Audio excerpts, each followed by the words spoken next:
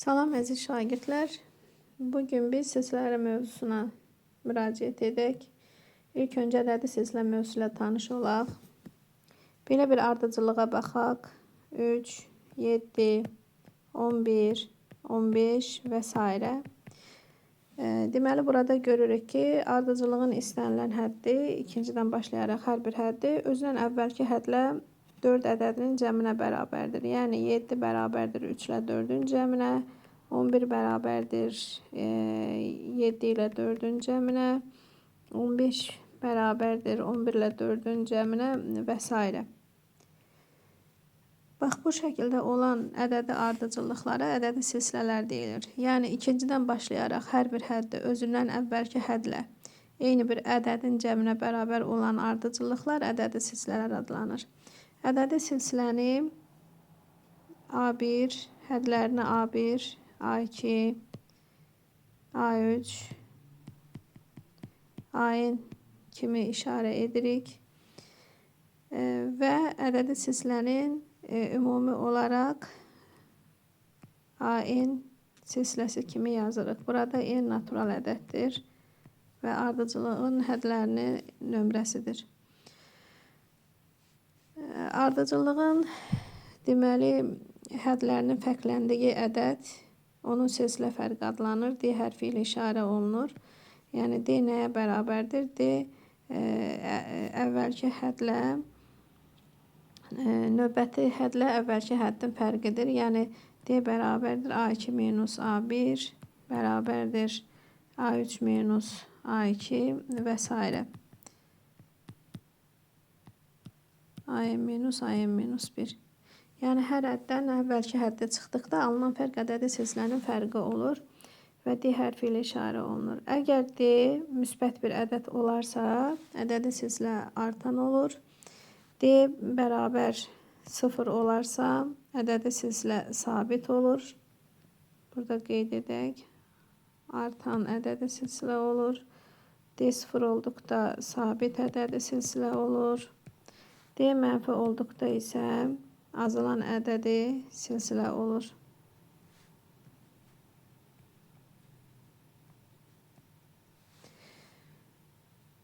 Ədədi silsilənin enici hədd düsturunu deməli enici hədd düsturunu AN bərabər A1 üstəgələk N minus 1 D kimi yazarıq.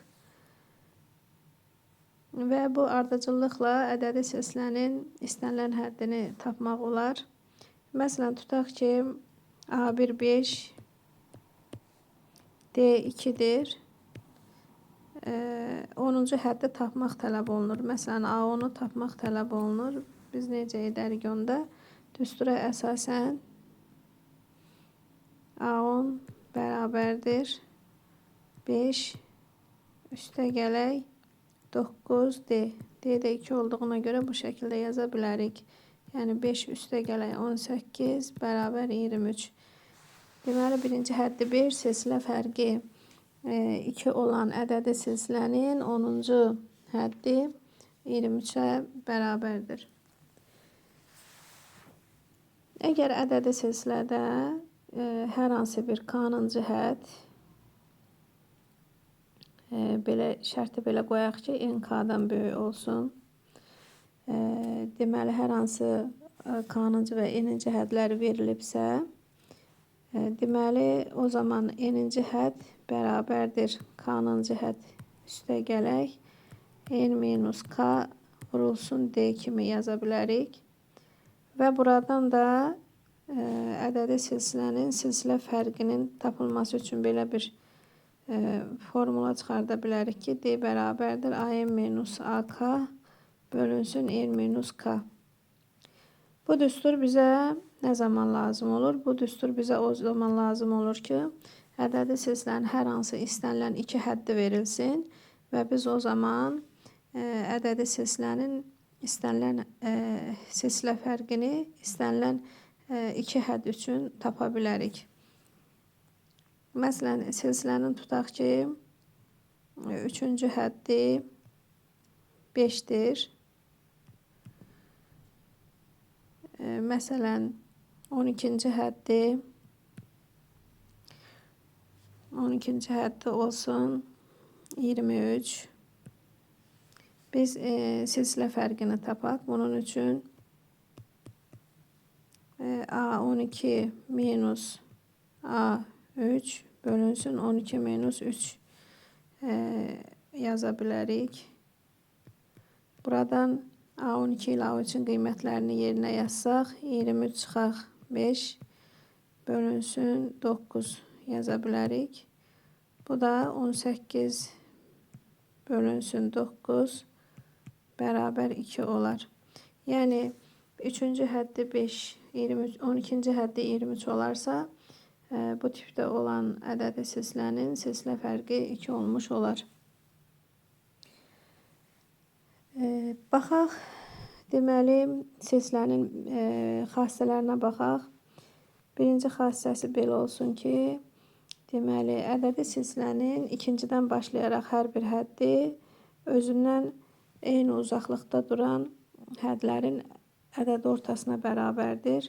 Yəni, tutaq ki, bu ardıcıllıq olsun və onun hədləri olsun A1, A2, A3,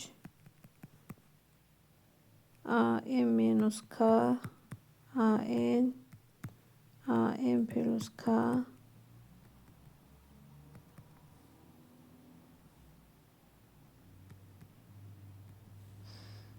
və s.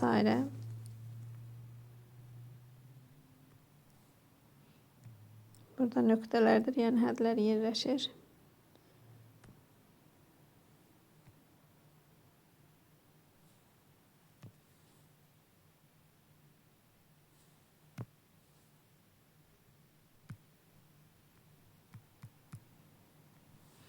Deməli, dedik ki, ikincidən başlayaraq hər bir hədd özündən eyni uzaqlıqda duran hədlərin ədəd ortasına bərabərdir. Yəni, A2, A1 və A3-ün ədəd ortasına bərabərdir.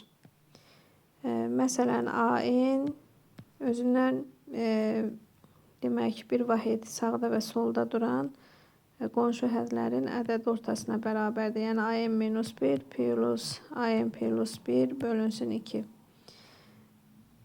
Deməli, bunu yalnız bir vahid sağında və solunda duran qonşu ədədlər üçün demək olmaz. Bunu ümumi olaraq istənilən uzaqlıqda duran qonşu hədlərin ədəd ortası kimi göstərmək olar. Yəni, ədədi silsilənin n-ci həddi bərabərdir. Tutaq ki, n-ci həddən K vahid solda və K vahid sağda duran hədlərin ədəd ortası olsun. Məsələn, tutaq ki, ədədi silsilənin 12-ci həddi özündən 4 vahid uzaqlıqda duran hədlərin ədəd ortasına bərabərdir. 12-dən 4 çıxsaq 8 və 12-nin üzərinə 4 əlavə eləsək 16 olmuş olar. Deməli, 12-ci hədd 8-ci və 16-cı hədlərin ədəd ortasına bərabərdir. İkinci xassəyə baxaq. Əgər M, N, K, L natural ədədlərdirsə və ardıcıllığın natural ədədlərdirsə və M və N-in cəmi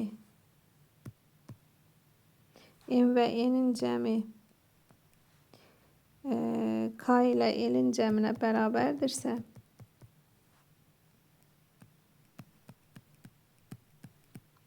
buradan alınır ki, AM plus AN bərabərdir AK plus AL olar.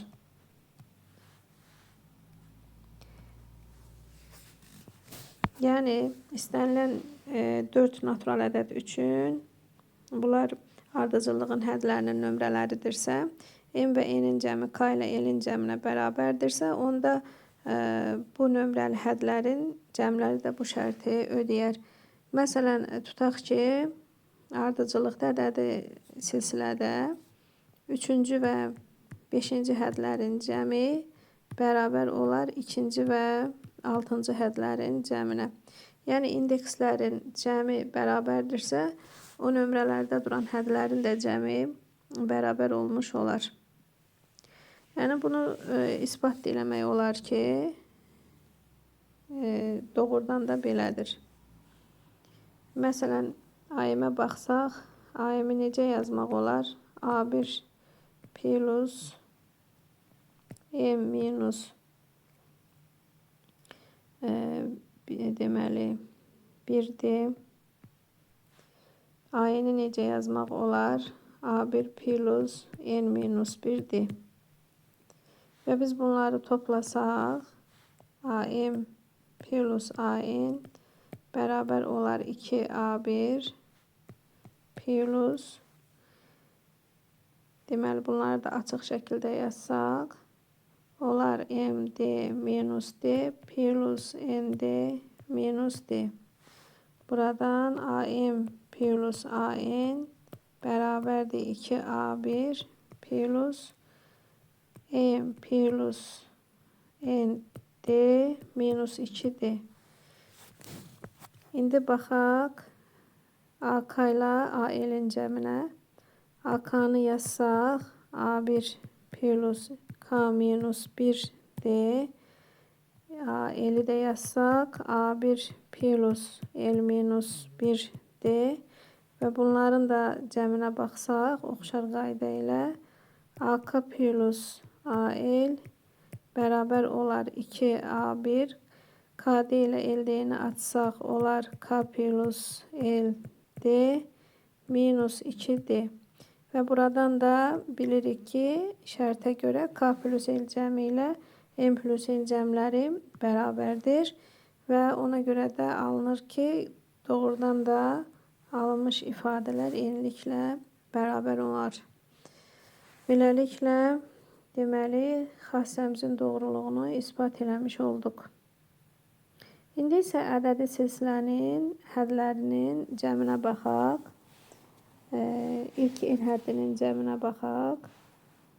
Məsələn, tutaq ki, yenə də A1, A2, A3 və s. ədədi silsilənin, sonlu ədədi silsilənin hədləridir. Onda SN ilə onun hədlərinin cəmini işarə edək və A1 plus A2 plus A3 və plus AN şəklində yaza bilərik. Deməli, buradan ədədi silsilənin hədlərinin cəm düsturunu yazsaq, iki düstur ala bilərik ki, onlardan birincisi SM bərabərdir.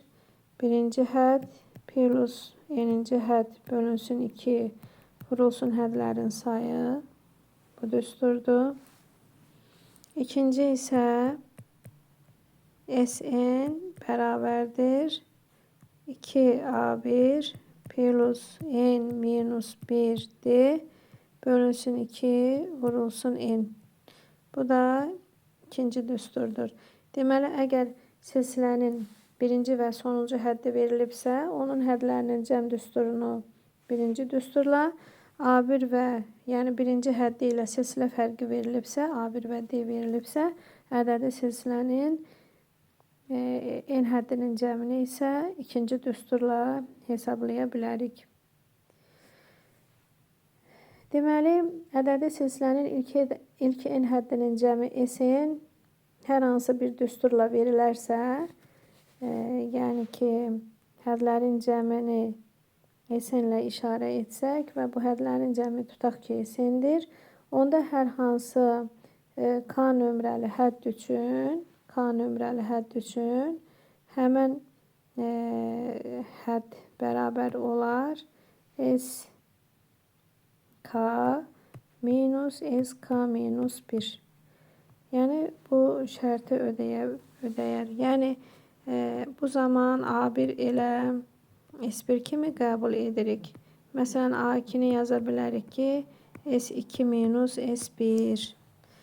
A3-ü yazarıq S3 minus S2 və s.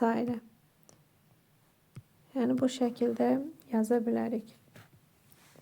İndi isə baxaq həndəsi silsilə deməli mövzusuna.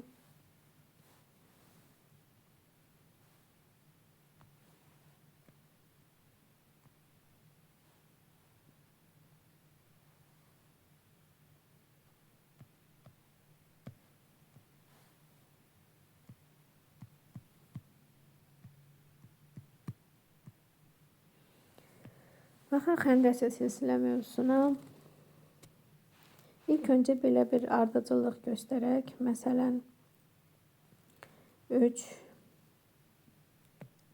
3'ü 2'ye vuraq 6, 6'nı 2'ye vursak 12, 12'ni 2'ye vursak 24 və s. Bu şəkildə belə bir ardıcılığa baxaq. Görürük ki, bu ardıcıllığın ikincidən başlayaraq hər bir həddi özündən əvvəlki hədlə 2 ədədinin hasilinə bərabərdir.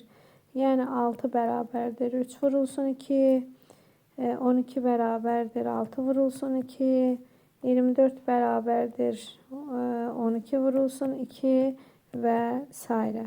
Yəni bu şəkildə görürük ki, ədədi ardıcıllıq bu şəkildə davam edir. Bu tipdə olan ardıcıllıqlar həndəsə silsilələri adlanır.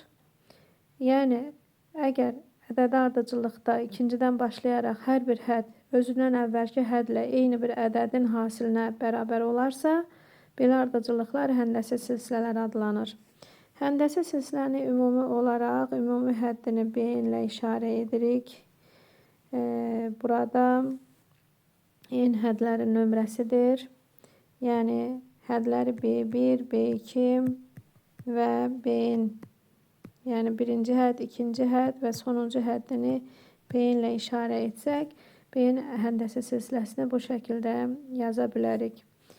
Həndəsə silsilədə hədlərin bir-birindən nə qədər fərqləndiyi ki, ədəd var. Yəni ki, hər növbəti həddin əvvəlki hədlə hansı ədədin hasilinə bərabərdirsə, o həddi biz silsilə fərqi adlandırırıq, silsilə vurğu adlandırırıq və Q ilə işarə edirik.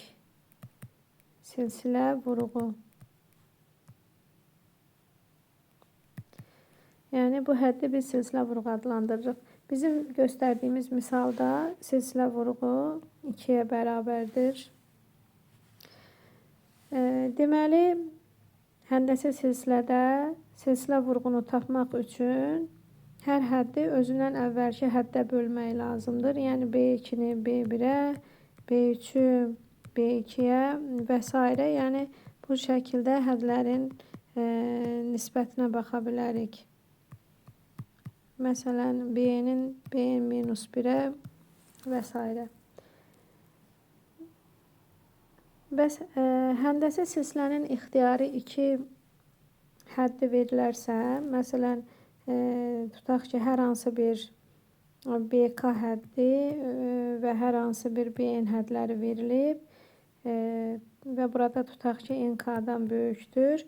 O zaman biz silsilə vurğunu necə taparıq? Silsilə vurğunu bu şəkildə tapa bilərik ki, n-k-cı dərəcədən kökün altında BN bölünsün BK.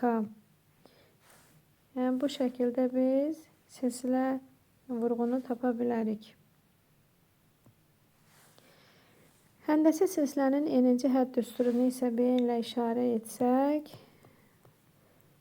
deməli B-in bərabər olar B1 vurulsun Q üstü n-1.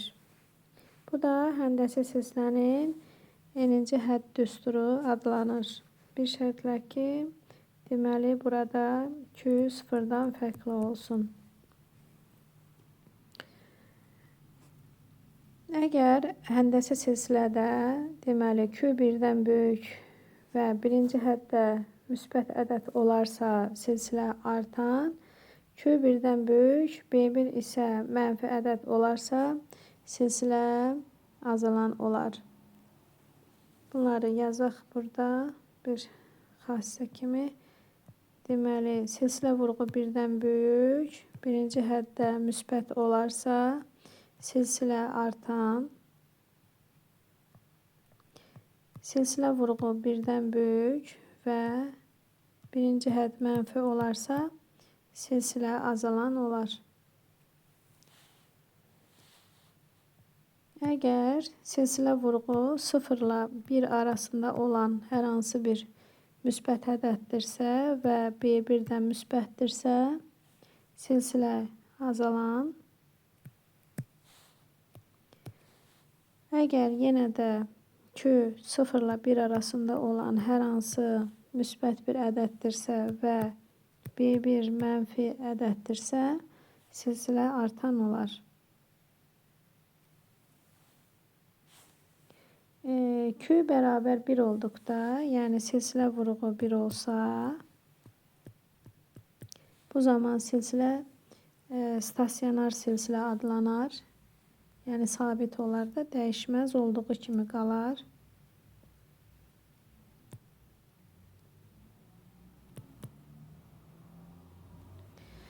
Q mənfi olduqda isə deməli nə artan, nə də azalan olar. Həndəsi deməli silsilə üçün, yəni burada Q-nün mənfi olmağı onun nə artan, nə azalan olduğunu göstərmir. Çünki mənfi ədədlərin üstü cüt deməli olduqda müsbət, mənfi olduqda isə tək olur və bu rəqs edən bir ardıcıllıq kimi olur. Yəni buna nə artan, nə də azalmaq demək olmaz. İndi isə həndəsi silsilənin bəzi xassələrini deyək. Həndəsi silsilənin B1, B2, B3 hədləridir və s. hədləridirsə, məsələn, BK ya da bu şəkildə yazaq, N-K, BN, BN plus K və s. Tutaq ki, bunlar həndəsi silsilənin hədləridir. Həndəsi silsilənin ikincidən başlayaraq hər bir həddinin kvadratı özünə qonşu olan hədlərin hasilinə bərabərdir. Və buradan da alınır ki, deməli, həndəsi silsilənin ikincidən başlayaraq hər bir həddi özünə qonşu olan hədlərin həndəsi ortasına bərabərdir. Və bunu, məsələn, burada göstərdik. İkinci hədd özünə qonşu olan birinci və üçüncü hədlərin həndəsi ortasına bərabərdir. Bunu ümumi şəkildə yazsaq, n-ci hədd bərabər olar kök altında Bn minus K vurulsun Bn plus K. Yəni n-ci həddi özündən K vahid uzaqlıqda, yəni eyni vahid uzaqlıqda olan hədlərin həndəsi ortasına bərabərdir. Yəni bu şəkildə bunu yaza bilərik. İkinci bir xassiyə baxaq. Əgər M, N, K və L natural ədədlərdirsə, o zaman BM vurulsun BN bərabərdir BK vurulsun BL olar. O şərtlə ki, M ilə N-in cəmi yenə də K ilə L-in cəminə bərabər olmuş olsun. Yəni belə bir xassə həndəsi silsilə üçün doğrudur.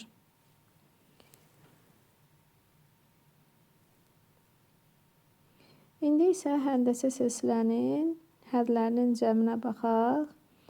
Həndəsi silsilənin ilk həddinin cəmini biz SN ilə işarə etsək, deməli SN o zaman mənası nədir? Yəni silsilənin hədlərinin cəmi. Götürək ki, biz burada silsilə sonludur. Sonlu həndəsi silsilədir. O zaman həndəsi silsilənin n-ci hədd düsturunu, n hədlərinin cəmi düsturunu biz bu şəkildə yaza bilərik ki, Bn vurulsun Q, yəni n-ci hədd vurulsun Q çıxaq B1 bölünsün Q minus 1. Bir şərtlə ki, Q birdən fərqlidir. Bunu ümumiləşdirsək, bu şəkildə yaza bilərik. Sn bərabərdir B1 vurulsun. Çünki Bn nədir? Bn özü B1 vurulsun Q üstü M minus 1'dir. Və biz o zaman bunu belə yaza bilərik ki, B1 vurulsun Q üstü N minus 1 bölünsün Q minus 1.